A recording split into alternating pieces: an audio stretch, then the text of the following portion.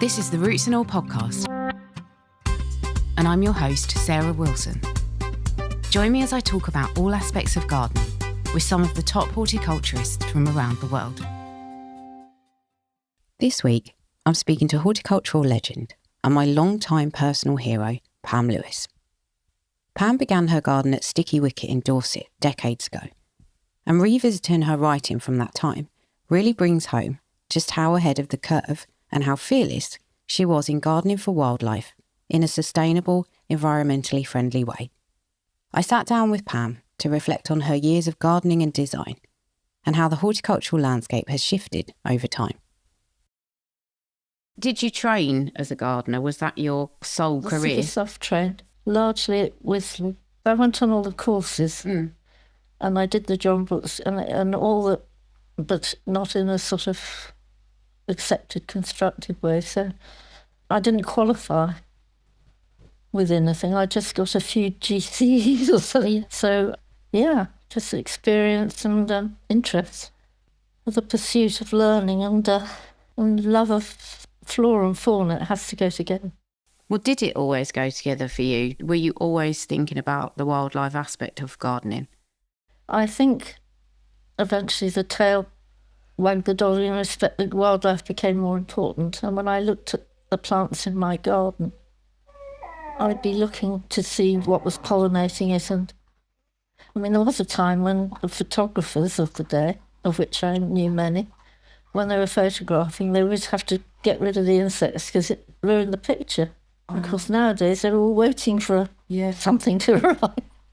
So, yes, it had to go together, which, of course, I picked up from my experience with horses and grazing, what they favoured, and everything grew together. I think you can't separate, I shouldn't separate anything, because I learned from all of it. And it gives you an entrenched love, a real sort of love for the land. Mm.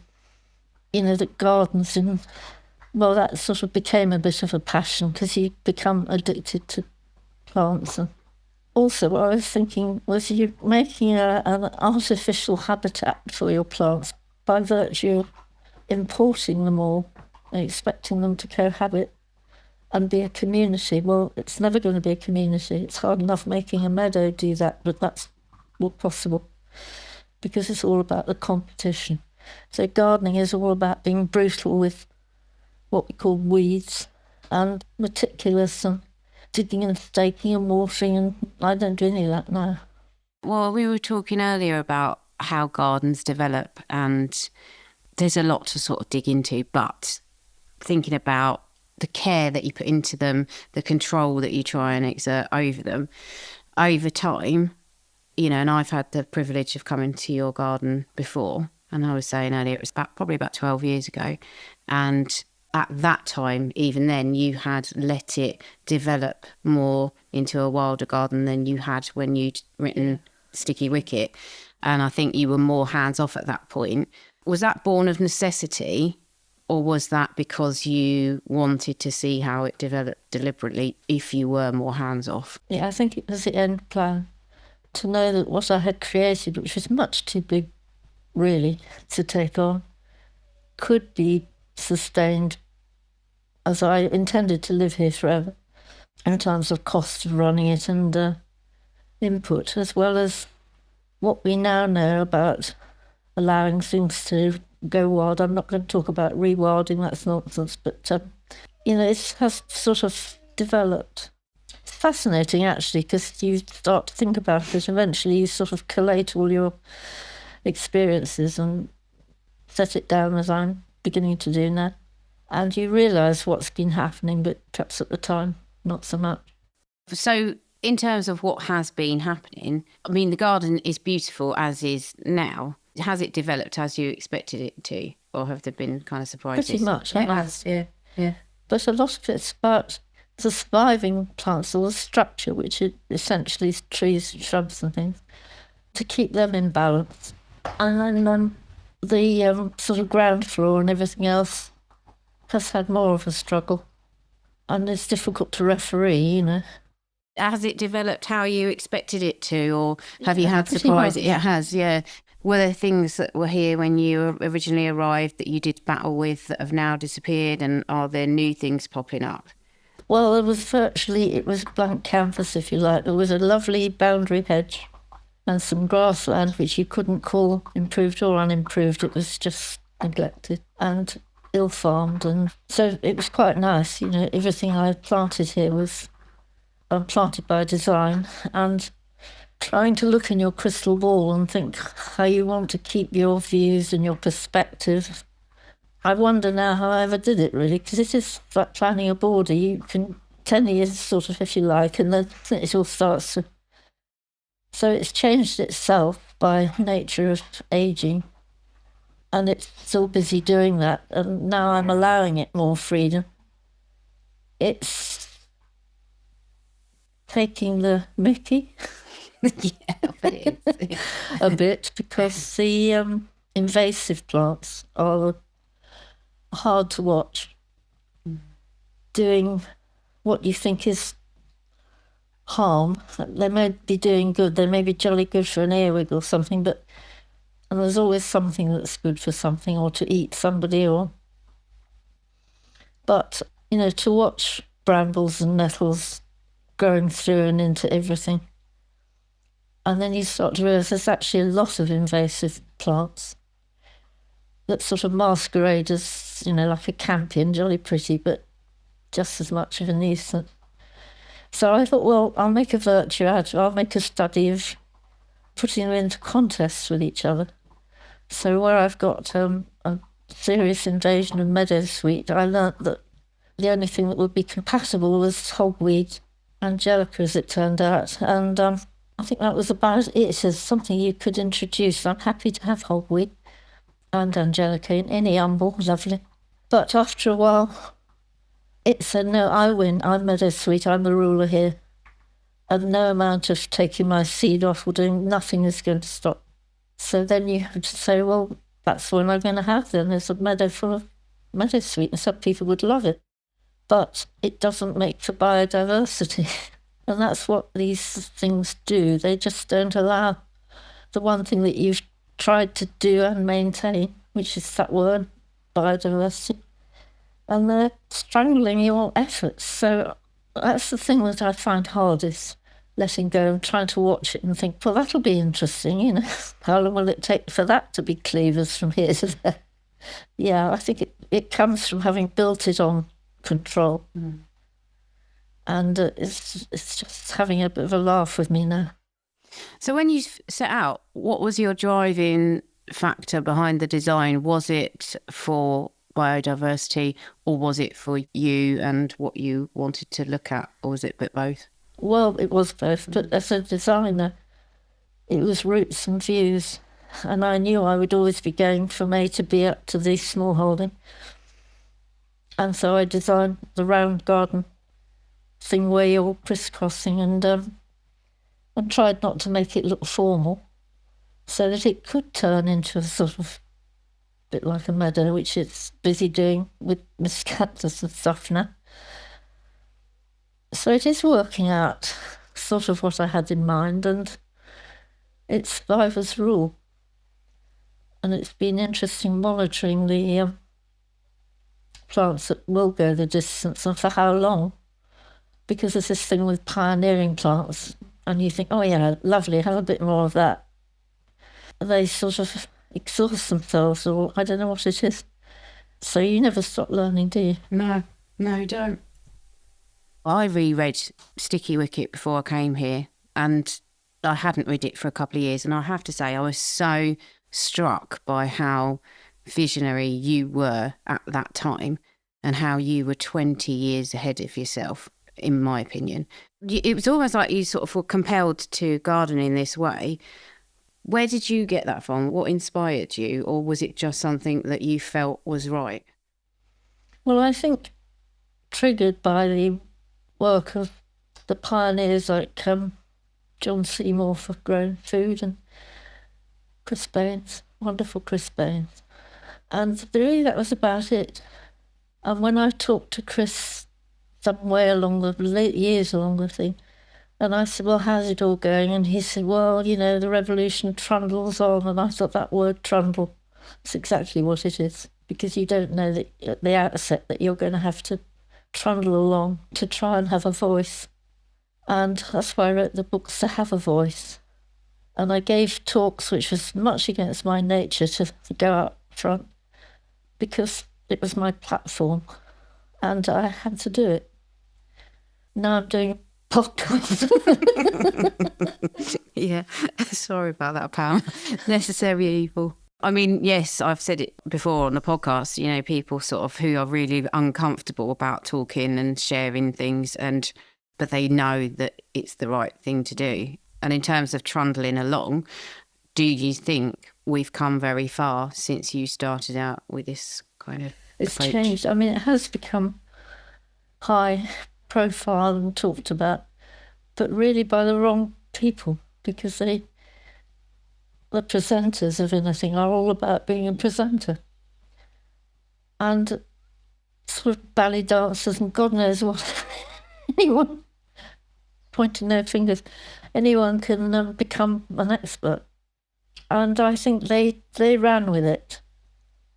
And it's really a good bit of commercialism in some way.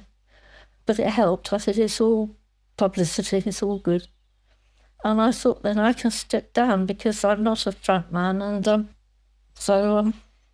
stepped out. I mean, I used to do a bit of television and all that. That went against the grain, but there was no need to after a while. I said my piece, and then you stand back and wait for a few years.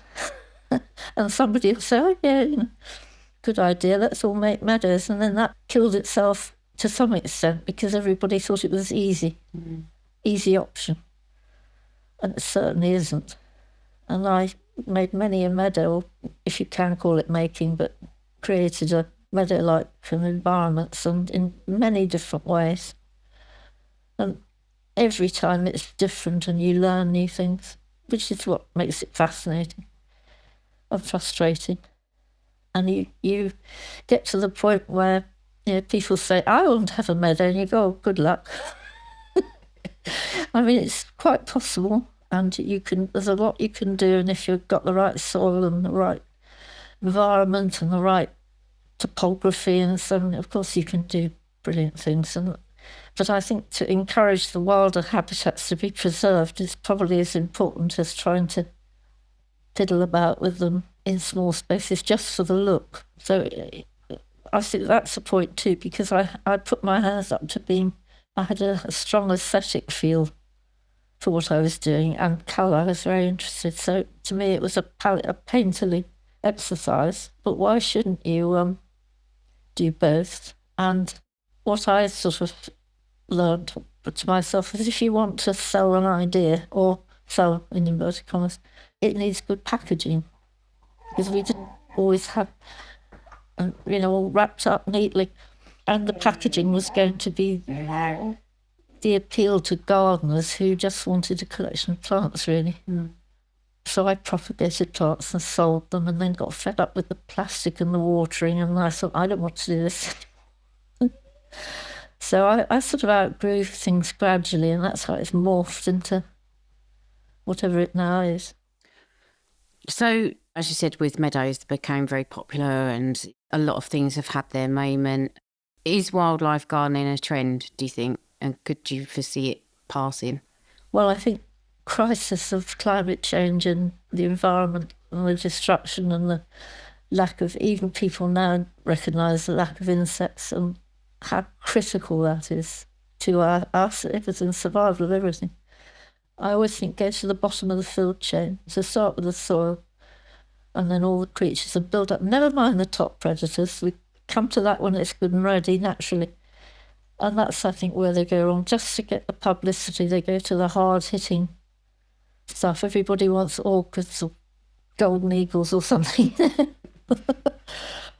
So it worries me that it's almost moving too fast for itself in some ways without enough thought. But we haven't got time to think now because it is a crisis, more and more so. And that very clever writer and speaker, Dave Goulson, if anyone has tried hard to tell us and no holds barred, and a lot of statistics which I can never remember. It's enough to read the book and know what I have to do is to do what I say, work from the bottom upwards through the food chain. Mm. And then you will get your birds and everything else, but you'll also get hiccups along the way where your neighbour goes out and sprays something, or it goes wider, national pollution of everything. Difficult times, they always were, but now it's sort of got a different level. And what we can do as gardeners, I think, do what gardeners do best. They're all pretty good at growing plants, so grow some nice pollinator plants. They're like that. It's a feed station, as Crispins used to say. And if you can get a bit of hedgerow habitat and woods or whatever in, wonderful, but for a small garden, just do what you do best, garden. And I love it, because I'll go down to the garden centre, pick out, please not double plants. And so bang that drum, I think. And are you still of the opinion, because when you wrote, again, Sticky Wicket, I think that you said at the beginning, gardens take up so many acres of the UK and they can make a difference. Yeah. Are you still of the opinion that they can make a difference? Yeah, I think so. Because it's sort of concerted effort. If you have a garden and just let the weeds grow, that's pretty good too. But as a gardener, you don't want to do that. So let's see what you can do. And they like, due to the popular television programmes, people like building a hedgehog house or something to, a little gimmick, and going to the garden centre and buying stuff. And that's how we sort of sell it now, I think. So it does make a difference, surely, just by virtue of the swelling of numbers and people making themselves aware, because they perhaps see the results of stuff coming in and butterflies, if you're lucky, and so you can't stop keeping on, really. No. I mean, I always think that if you get people interested in wildlife gardening and then they actually observe and get to know the wildlife that visits, then they're more invested in it, and then perhaps they might take that attitude and love for wildlife out into the wider community. Because you were talking earlier as well about how much the biodiversity has increased in your garden over time. Do you think that's followed an upward trajectory, or do you think it's kind of plateaued, and it doesn't actually matter what you do now because it's reliant on external factors? How have you kind of seen that develop over the time since you've been here? Well, it's very difficult to assess, isn't it, and form an opinion, because everything's changing so much from year to year, and the climate and what your neighbour's doing. And so to form an opinion on what you saw this year, last year, isn't much good. You've got to keeping record. So that's what I do, observe and record. It's all there. So I always said I'd write a third book to my 2 books. So it would be a sort of trilogy. And then I thought, oh no, I'm not going to, because I don't really want to be beholden and told what to do by publishers. I mean, they were very good with mine. So I was very lucky, because they wanted a voice that wasn't the glitterati, Well, I think how you have watched the garden develop over time in terms of the biodiversity present, but how it's difficult to monitor. Kind of monitor, yeah. Yes, and every year you're going to have a good hoverfly year, or certain moths, your hummingbird moths and things like this, all the ones that grab attention. But if you just look at moth counting, moth trapping and counting, which I have done partly at work and partly here, and a friend of mine is doing it up the road very regularly, and she comes here and traps. When you used to have a trap full that you couldn't take the lid off, and now if you leave the door open and the light on at night, you struggle to get any underwings in even, they used to flap about. Well, that's not so good, because they're like the butterflies, a barometer of what's going on. And then you can sometimes have a good year, or that you get a migrant influx of painted ladies or something, and you think, oh, that's all good, cheer up, jolly nice. Or a warm day, things are on the wing. So you have to keep your spirits up, and we can all do the best we can. That's all we can do and should do. difficult to change the world in any sense, but everything counts. And every bit of plastic you save and every bit of stuff you compost and use and seed that you spread around and whatever it is that you do is a minute contribution, but it adds up, you know. After 70 years or more, you begin to think, well, how many hundredweight of scabious seeds have I spread around? And is there anything that you've achieved in the garden that you think, yes, that was an unmitigated success, or that's something I'm really proud of having done? I'm sure there is. I can't bring any one thing to mind, but from time to time, you get that lovely sense when you're wandering around, as I do up and down every day, and you think, yes, that's good. And what is it? I don't know. Sort of lots of little things, but I think it's difficult with the changing population of plants, the communities, to be entirely sure. I think probably the meadow things, actually, to be truthful, the meadow projects that I've done on various substrates, such as gravel or chalk or house bricks, you know, anything that concrete, anything that gets demolished, I'm there. And I imported, it didn't help my popularity vote in the village, but where they dig graves were on clay, and they dug up all this clay. And I thought, brilliant. So I wheelbarrowed and put them in little nuclear areas into the meadow and sowed them. That worked, because then they spread themselves. This is going to work, they will. And of course, then it was, you know, Pam Lewis, the grave robber. Yeah, it's a bit contentious, so I've backed off that. And anyway, it's too heavy pushing those around. But what I'm trying to say is, having experimented with substrates has proved to be pretty successful overall. Yeah, I bet that's inspired a lot of people as well.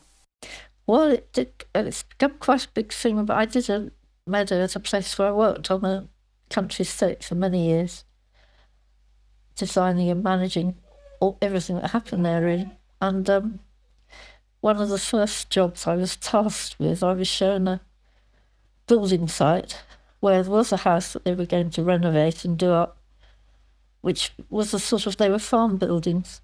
And in front of it there was a big concrete yard in a dreadful state of what only happens when you've got cattle running around and cracks and everything that you don't want comes up in the cracks.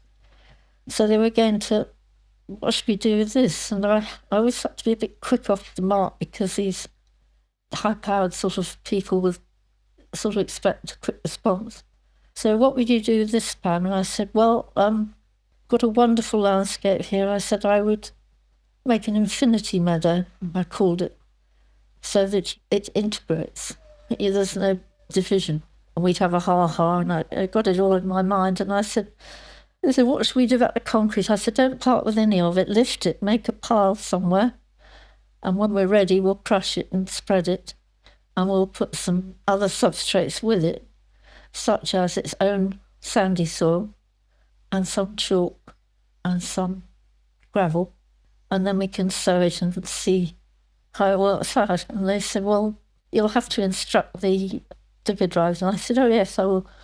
So one of them, who happened to be a farmer, said, how shall I go about this? And I said, well, imagine it's a Frisian cow and put the jigsaw together. So that was an unqualified success. Yeah. But it still takes a bit of managing, because of the, who would have thought that, the prickly rest harrow, forget its proper name, could become like a scrub invasion, because it's pretty scrubby, isn't it? Mm. And a sort of general hazard to anything you wanted to do because of its nature. So we had to regulate that a bit. And I don't dig, I don't poison, I just cut it down. It'll slow it down, and eventually it lives or dies, but at a less aggressive level. Mm. So I would say that was better than anything I've done here, because of the materials available, the opportunity and the money. Yeah. And Well, someone that always ready to helps. take gamble. I mean, in view of what you said about the urgency around the climate and how your garden has developed and you've become more hands-off, one of the things that I always wrestle with myself, and I've asked this question of quite a few people that have been on the podcast, is should we even be gardening given what we kind of know about what's going on beyond the garden gate and how pressing it is to assist wildlife? You mean completely let go? Yes, or be very, very minimally involved in gardening. Well, it's what I call editing. I don't call it gardening, as I don't call weeding. I just helping to keep the balance, which is all I have the resources to do, and that's difficult enough. So stop seeding things that you don't want and rein them back, and don't try and obliterate them, just ask them to give way to a bit of sharing. So, define gardening really, isn't it? Where does it begin and end? It's still a garden, it always will be. It's not going to be a farm again, and it isn't truly a wildflower meadow as such. It's it is a garden meadow. But I mean, goodness, the rewards, the feedback from that, probably better than anything in terms of insect patronage and beauty. It's eye-wateringly beautiful in my opinion. And there's a great sort of romantic feel about meadows. People, I think their perception of it is something dreamy and, people wafting through in long dresses and hair flowing. And I think so too, So you have to sort of allow for your own character and emotions as well, don't you? Can't change that. So it adds to the complexity of what is going on now with what I call the letting go stage, which is quite painful, to watch it happening when you've spent years nurturing some of the things that you want to keep. But the best of them are likely to be the survivors. And that's what we're discovering. But that's in my garden. It might not work for somebody in the one up the road, Mm. I mean, how often do we say to people, well, I've got a lot of that, it's all over the place sort of thing, and then somebody will say, oh, I wish mine would. Yeah, it's the right soil, isn't it? So much is to do with the soil and some of the secrets that we don't understand still. And, what we're learning now, I think I'm writing something more recently about fungi and the interaction of the bacteria and everything below the surface, which no one ever looked at, except Lady Eve Balfour. She was on it, wasn't she? Mm. Some of them, they knew what they were doing. Yeah, I mean, I don't know whether I truly believe it, but I'm always reminded of something that I saw somewhere, which is, you kind of end up with the weeds that you need or the plants that you need. And I think there's a big component of that when you look at individual sites and what pops up. Fascinating. Yeah, it is fascinating. And where do they come from sometimes? No idea. I mean, sometimes it's quite uncanny. When we set the charity up, we prepared the beds and we did it all no dig. So we just laid cardboard and then whatever green material we could get our hands on, really, and then planted into it. And then that first year, when everything got going, it was a sea. And I've never seen so many violas, heartsease. And when you thought about the purpose of why we were there, it was very odd that that's what should pop up when you think about, the purpose of the site was to help people kind of get over trauma and things. And so little things like that. So it's probably a coincidence, but it just, it makes you think, oh, that's, who knows what's in that. Well, having done quite a lot of scrapes to get rid of the topsoil and the fertility, and having also on the farming side of it where I worked, having to plough some of it up. I say having to because I had to work with the farmers, or needing to get a fresh seedbed site. And I remember trying to get rid of black nightshade. I thought, well, I can't have that. We've got horses to consider and haymaking. And I didn't realise it's one of those things that probably wasn't going to happen for many years in succession, but I didn't know that. And you can't gamble with it, can you? So we sort of had it sort of fallow for a year and harrowed and messed it about, which is you wouldn't do now. That's not fair to the soil. But what came up included heartsease. And you think, what was that about? How long ago was it? Because it had been arable land for some time, and grassland at some time was just dry grass, And all these things, absolutely wonderful. The Viper's bugloss, that isn't the one that we know. Big tall purple was a little blue, lesser species, can't remember what it's called. And the inevitable poppies. And it was an absolutely wonderful transformation process of development that I monitored at the time. And you just, like a child, really. Oh, look what's in this. Yeah, like a little time capsule, isn't it? The stuff that pops up. It is. And, what have you disturbed? You're disturbing the past. What about the underlying geology? Well, my friend just told me they've discovered some medieval bacteria in a cave in Romania that's really been hidden in there. So, yeah, I mean, you just don't know what you're unearthing, do you? Then the next thing is you've got news headlines, unknown invasive bacteria is threatening all our islands. Yeah, probably. So my final question, and I will leave it here because I could talk to you for hours and hours, is I think that you must have been very brave to champion in the causes that you did with the people that you did at the time that you did it. Was that a conscious thing, or again, did you just feel driven to kind of defend the wildlife? Driven and fearless if you've got a cause, It's amazing what you can do and how you can cope with your character, like opening the garden. All these things just go against the grain of who you are and what you are for the cause. So I'm a sort of campaigner at heart, and I think I always have been a bit of a spirit of rebellion. If anyone else won't say it, I'll wave a new banner.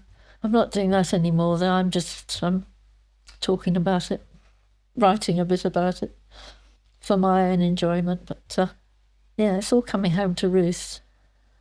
It's the sort of a portrait of how living on the land and working on the land can form your character and drive your beliefs. So long live that. Thanks for listening, and thanks to Pam for such a generous and thought-provoking conversation about a life spent gardening with curiosity, courage, and a deep respect for the natural world. If today's episode has got you thinking about gardening for wildlife, you might also enjoy episode 194, Gardening for Wildlife, which explores how our gardens can better support biodiversity, and episode 285, No Mow May, looking at the simple but powerful impact of letting nature take the lead. You'll find links to both in the show notes, and as always, thank you for listening. Next up is Benny with his Insect of the Week, but first, it's a word from our sponsors.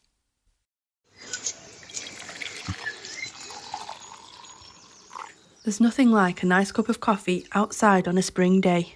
Hello from the Roasting House. We're a small, family-owned coffee roastery based in South Yorkshire.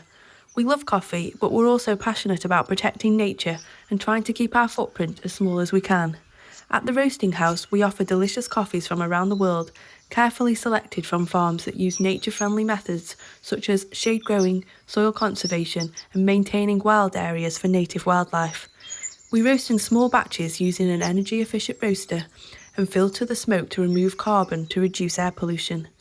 Roasting House coffee is packed in home compostable packaging, and we know that it actually breaks down because we've tested it in our own compost heap and worm farm. Order at roastinghouse.co.uk, and if you mention Roots and All or the Insect of the Week at checkout, we'll send you 25% extra free coffee as a thank you for supporting us. Asiraca clavicornis. My insect of the week this week is a really, really cool one. It's one of those ones that you see on Instagram that someone's taken a professional macro photo of in the Amazon or somewhere, and it shows you this mad detail of a true bug. My photo is definitely not going to be as good as that, but I hope that when you see it, you'll be quite astonished that we've got these here in Britain. The range, sadly, it's declined. It was a southern Britain species, but now it's known to be only found around the Thames Gateway. And we're not sure exactly why it's declined, but fingers crossed we can get it to recover. It's a nationally scarce notable bee species, And I found it in the Eden Nature Garden in Clapham a few weeks ago. So I was very excited to find this mad little thing. Didn't know about it until that point. Its etymology is quite cool. Asiraca comes from the Greek to be wingless. So it is a true hopper, as some of the common names suggest. So they're a jumping insect, really. Clavicornis, the second part of the scientific name, the epithet, comes from Latin, and claver means club. Cornu is horned. Cornis or cornuta comes up quite a lot in the scientific names. So it's a club horned species. And as I mentioned, they've got these extraordinary antennae, and the front legs are really, really mad. So you need to have a look at one of these. They're so cool. They feed on plant sap, which some people get a bit scared by when you hear that in gardening, but we need all these things. We need all these bits of the puzzle, the plant sap feeding insects, because they're often good food source for lots of other things. You think of aphids, but also these true bugs. So they're really, really cool. They're in the true hopper family as the Delphisidae. Delphisidae. That's a pronunciation that is pretty tough, but they're really, really cool. And I'd love you to see one. I will post a picture of it. My picture's not as good as these professional kind of Instagram ones you see, but if you do spot it, please do record it on the apps, iRecord or iNaturalist, and I'd love you to see one of these. They're so cool. You can download or listen to the podcast direct from the website rootsandall.co.uk. Please also check out my Patreon, where you can make a one-off donation or take out a monthly subscription to help support the podcast. Because if you enjoy the show, please help it continue. I also have a GoFundMe where you can make a one-off donation. Even a one-off donation of £1 helps, and I'll be really grateful for your support. So please go to Patreon or GoFundMe and search for Roots and All Podcast.